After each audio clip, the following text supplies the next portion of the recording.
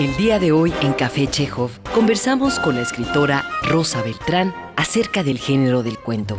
Una de las principales virtudes del cuento es que es esta esfera de cristal donde el tiempo se detiene para darnos una experiencia total, única. Rosa Beltrán es cuentista, novelista, ensayista, así como colaboradora en diarios de circulación nacional. Su primera novela, La corte de los ilusos, fue reconocida con el Premio Planeta en el año 95. Su libro de ensayos, América sin americanismos, fue galardonado con el reconocimiento Florence Fishbaum Award. Y su libro, El cuerpo expuesto, es el más reciente de su creación literaria narrativa. Actualmente, la autora se desempeña como directora del Departamento de Literatura en la Coordinación de Difusión Cultural de la UNAM. Mientras el cuento transcurre, el mundo se convierte en mero ruido de fondo. Es posible estar inmerso en un cuento y no percatarse de que la vida continúa. Te absorbe de manera absoluta, ¿no? Total. Y te da una experiencia compleja y completa.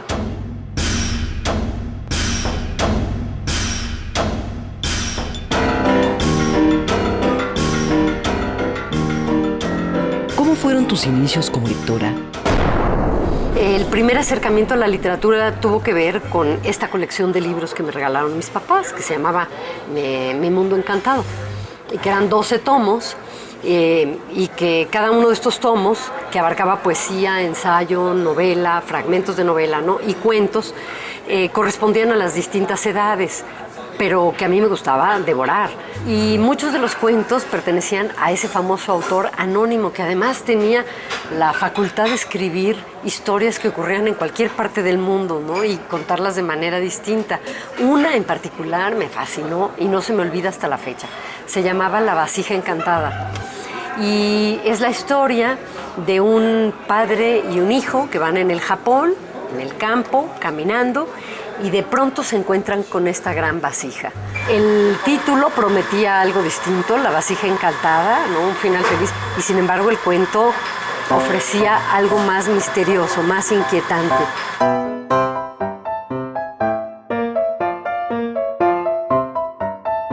¿Cómo fue tu aproximación a la literatura en la adolescencia? Nosotros teníamos una casa en Cuernavaca, mis papás, antes de separarse, nos llevaban los fines de semana a esa casa. Y recuerdo una de esas mañanas muy calurosas en las que me metí al cuarto de mis papás a refrescarme un poco y supongo que a curiosear, porque a uno siempre le gusta meterse en los cuartos de los demás, en las casas de los demás. Hay cuentos infantiles que hablan de eso también, ¿no? Del único cuarto que no puedes abrir, Barba Azul. Descubrí un libro con una portada que ni siquiera llamaba tanto la atención, azul, ¿no? Con una especie de imagen que se repetía todo el tiempo. Se llamaba 100 años de soledad. Lo abrí. No sé qué habré entendido a esa edad, pero sí recuerdo el poder enorme que tenía la literatura a la que yo me estaba enfrentando. Recuerdo esas piedras de Macondo enormes como huevos prehistóricos, esas imágenes tan poderosas, ¿no? Antes que el lenguaje, cuando eres adolescente, lo que más te llama la atención son las imágenes y los pequeños trozos de experiencia de lo que estás leyendo.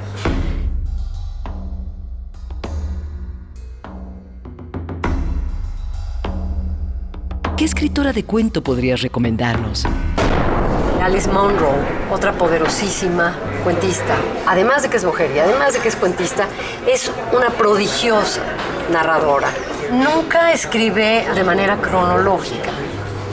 Esta premisa de que la pistola que aparece en la primera historia del cuento tendrá que ser usada en algún momento de la historia es algo que no opera en los cuentos de Alice Munro, que son cuentos perfectos, sin embargo, que son relatos maravillosos, a los que no les sobra nada, sobrándoles en apariencia todo, porque los cuentos están construidos a partir de un inicio de situación y de ramales de esa situación.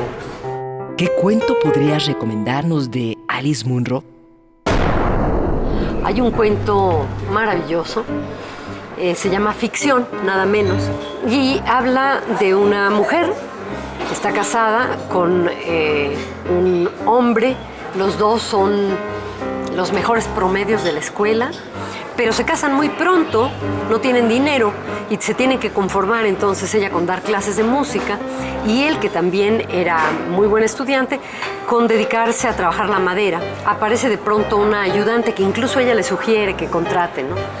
Y le dice, contrata a Iri, me parece que ella también sabe trabajar la madera muy bien, que te puede ayudar. Enseguida suspende la narración y cuenta muchos años después, cuando ella está casada con otro hombre, de cómo llevaba a la hija de Iri a clases de música, de cómo la llevaba a su casa. Y cómo ahora esa chica es una escritora y ella ha comprado su cuento, su libro de cuentos, y de pronto descubre, al leer ese libro de cuentos, que aparece como personaje. Y le urge ir a la presentación del libro y a la firma del libro para decirle, yo soy aquella. Y estoy aquí, ¿no? Estoy aquí para ti. A mí también, en ese momento no, pero ahora me marcaste en mi vida. Y sin embargo, cuando se forma en esta fila para pedir el autógrafo, y le lleva una caja de chocolates y la mira fijamente a los ojos y se los da, la autora del libro ni siquiera parece reconocerla. Y ahí termina el cuento. Las clases de violín eran en el colegio. Si no querías tocar un instrumento, podías tocar el triángulo, pero la profesora prefería que tocaras algo más potente.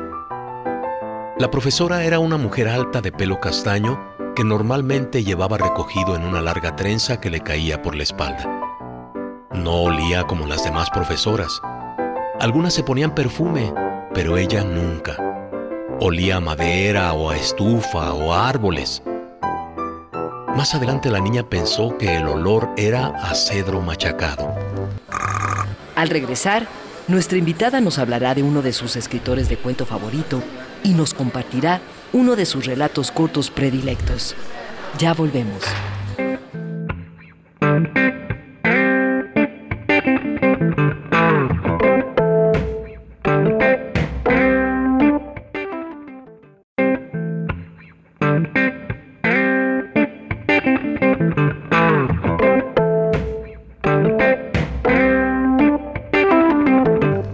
Rosa Beltrán ha hecho una consistente carrera de escritora que la ha consolidado en el primer nivel. Maneja con solvencia una prosa nerviosa, inquietante pero equilibrada.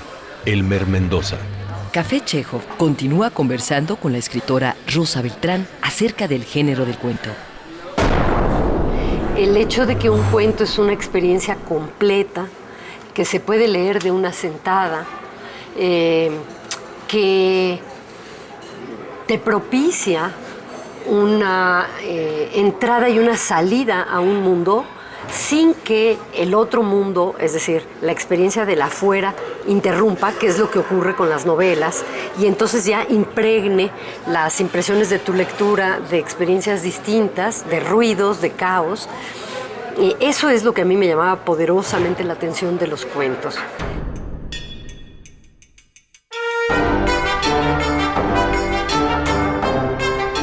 ¿Existe algún autor que haya cambiado tu forma de ver el cuento? Después de haber leído todas estas experiencias cuentísticas, yo me enfrento por primera vez a los cuentos de Raymond Carver. Y para mí, este es el cambio total. ¿Cómo es la experiencia de Carver? La experiencia de Carver es situar a sus personajes en un momento muy inquietante. Por ejemplo, hay un cuento en el que una mesera se enfrenta a su marido, que llega como consumidor a esa cafetería, y ella sabe que es el marido, pero tiene que atenderlo. Y el marido le empieza a hacer peticiones machistas, como por ejemplo que se agache a servir un poco más de helado de chocolate de ese que está allá atrás, y a comentarle al compañero de barra, que no sabe que es el marido de esa mesera, ¿a poco no está buenísima la mesera? Mira, fíjate ahorita que se agache a servir ese helado. ¿Ves? ¿Qué tal? Qué buenas piernas tiene, ¿no? O sea, un momento de enorme tensión entre los personajes protagónicos del cuento, y después suspender esa situación. No distender del todo esa tensión, dejarlo allí.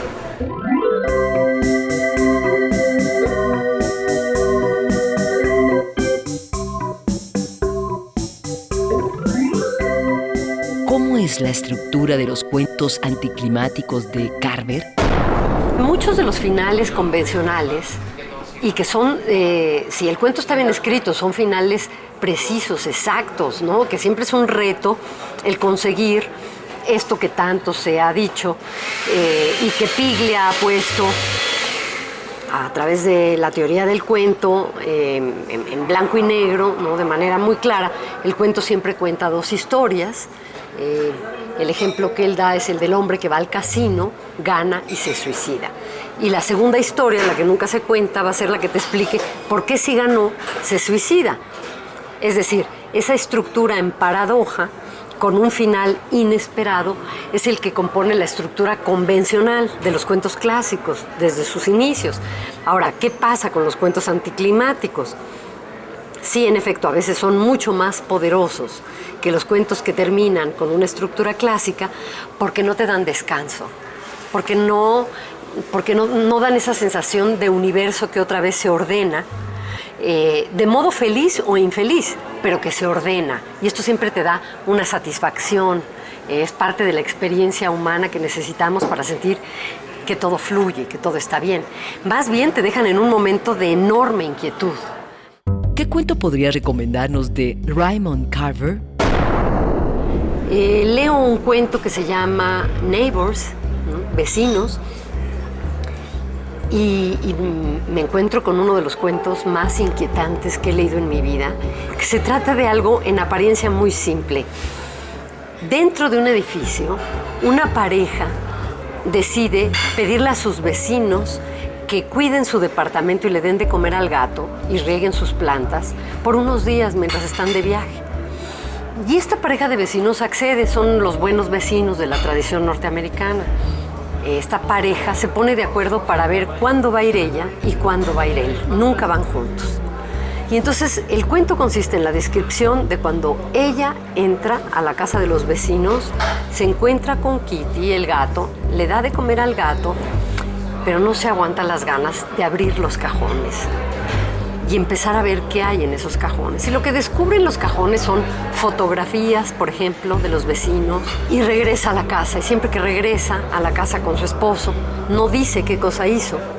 El esposo le dice, ¿todo bien? Sí, todo bien, le di de comer al gato, todo muy bien. Ahora me toca a mí ir. Sí, perfecto. Y entonces él va y ocurre exactamente lo mismo. Es decir, abre las gavetas del comedor, se encuentra una botella de whisky, le da unos traguitos a la botella, regresa la botella a su sitio y así sucesivas veces, ¿no? Cada vez que regresan a su casa, los dos se encuentran muy excitados, incluso hay una excitación sexual. Encuentran como que son otros. Es decir, este acto fetichista, voyerista, este convertirte por instantes en otro, está narrado de una manera sutil y magistral en este cuento de Carver. Kitty se restregó la cara con sus zapatillas y después rodó en su costado, pero saltó rápidamente al moverse Bill a la cocina y seleccionar del reluciente escurridero una de las latas colocadas. Dejando a la gata que escogiera su comida, se dirigió al baño. Se miró en el espejo y a continuación cerró los ojos y volvió a mirarse. Abrió el armarito de las medicinas, encontró un frasco con pastillas y leyó la etiqueta: Harriet Stone, 1 al día según las instrucciones, y se la metió en el bolsillo.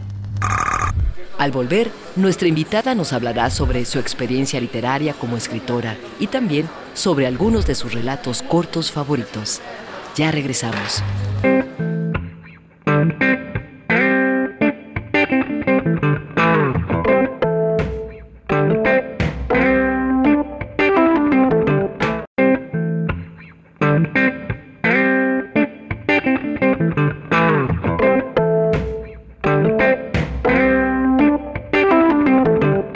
Considerada como una de las novelistas mexicanas más notables de su generación, Rosa Beltrán posee una voz propia cuya fantasía y humor recuerdan, por momentos, el tono de una película de Almodóvar, extracto de la edición francesa de su novela El paraíso que fuimos. Café Chekhov conversa con la escritora Rosa Beltrán acerca del acto de leer.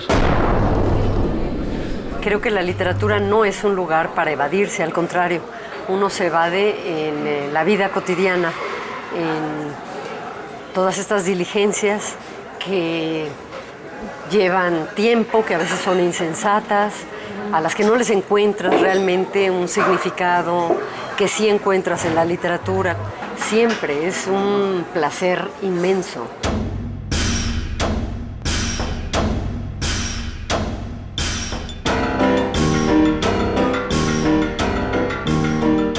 ¿Cómo es tu experiencia literaria en la actualidad?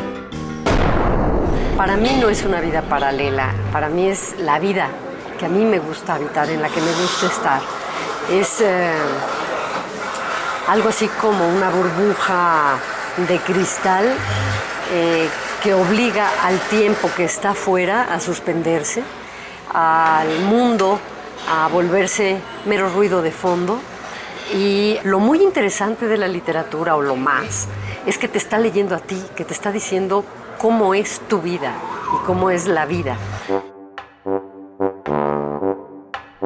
¿Qué cuento podrías recomendarle a alguien que quisiera iniciarse en tu obra? Hay 2 cuentos que son de mi corazón. Por alguna razón me siento más cercana a ellos. Uno, quizá porque es el cuento que más me han pedido para antologarlo, que se llama Sherezade, con un guión en medio, porque habla de la contadora de cuentos, pero habla también del Marqués de Sade. Y es la historia de una mujer que pertenece, una chava que pertenece a la generación X, y se enamora de un hombre mucho mayor que ella. Y empieza diciendo que cuando te enamoras de un hombre 20 años mayor, ese hombre solo puede darte dinero o lástima. Pero Rex no le da dinero ni le da lástima. Y el cuento está dividido en varias secciones, que son las distintas noches que pasó con Rex, en las que ella se propone, porque los dos se han vuelto amantes y se han enamorado, mejorar y de alguna manera superar a todas las mujeres del pasado de Rex, porque cuando uno se enamora de un hombre, en ese hombre sabe que existen todas las mujeres de su pasado, que están en su imaginario, y que uno va a entrar a una feroz competencia, más que olímpica, por ser la única, la toda, ¿no? La Eva, la primera mujer. Entonces esta mujer, esta chica, se dedica a probar todas las posturas habidas y por haber, ¿no? Y cada noche a contar la historia de su experiencia, hasta darse cuenta al final de que la única posibilidad que tiene es la de morir en el intento por superarlas, o bien la de pasar a formar parte del inventario.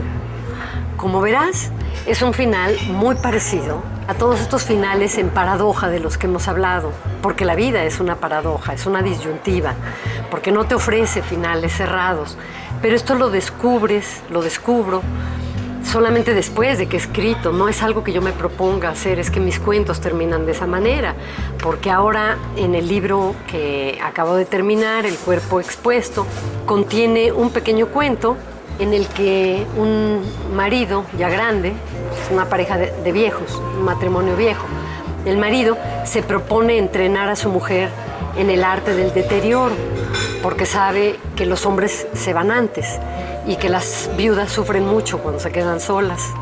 Y entonces poco a poco empieza primero por vendarle los ojos para que ella practique, si se queda ciega, cómo se moverá por el mundo. Después hace un experimento semejante con los oídos y le amarra cuerdas en los dedos para que ella sepa cuando alguien está tocando la puerta, si no lo puede oír.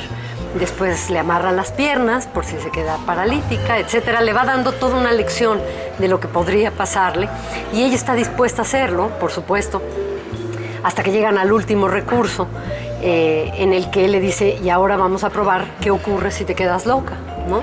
A ver, dime quién soy. Y ella le dice: pues eres mi marido. No has entendido las reglas del juego. ¿Quién soy? Entonces ella empieza a hacerse especulaciones. ¿Serás un ladrón? No. ¿Serás el vecino? No. ¿Serás el perro? No. Hasta que ella le dice: mira, ¿sabes qué? Ya, detengamos el ejercicio, yo ya no puedo más. Y él le dice: perfecto, lo vamos a detener. Nunca sabrás, ¿no?, qué hacer en caso de que pierdas la razón. Nunca sabrás cómo sobrevivirme. Y entonces ella acaba suplicándole: no, por favor, continuemos, te lo ruego, ¿no? y él decide, los locos tienen tal poder de convencimiento que siempre acaban por hacernos perder la razón. Le pongo un paño grueso en los ojos y le digo, adelante, ten ánimo. Más vale empezar a tiempo. Lo primero es caminar por el cuarto sin que te tropieces. Ella da 2 pasos y tira la lámpara de pie. Es que nunca antes he sido ciega, se disculpa. Yo discrepo. Para ser ciega eres pésima, le digo. No usas las yemas de los dedos ni adelantas un pie. No comprendes que la esencia del desplazamiento del ciego es huir del obstáculo. ¿Qué tal si me tiras encima la jarra de té caliente? Pero si tú ya no estarás, responde. Muy bien, no estaré, pero ¿quién me garantiza que no te arrojarás por la ventana? En nuestra próxima emisión charlaremos con el escritor Enrique Serna acerca de su perspectiva sobre el género del cuento y también sobre algunos de sus relatos cortos favoritos. Hasta entonces. Es que el cuento no permite redundancias, tampoco permite caídas estilísticas, porque se rompe el efecto de encantamiento hipnótico que uno debe de buscar sobre los lectores, ¿no? Y por eso creo que es la prueba de fuego para cualquier fabulador. Digamos que a la mayoría de los lectores lo que les gusta es sumergirse en una novela, por lo general una novela extensa, porque el bestseller casi siempre es un ladrillo de 500 o 600 páginas, ¿no? Y de entonces nadar de muertito hasta el final de la novela. Mientras que los libros de cuentos le exigen al lector un mayor esfuerzo imaginativo, ¿no? Porque hay que aclimatarse en cada nuevo relato. Uno de los que ahora se me viene a la memoria es Lovecraft, un gran cuentista de terror, ¿no? Discípulo de Edgar Allan Poe, ¿no? Que no solo me encantaba, sino que yo traté de imitarlo cuando escribí mis primeros cuentos.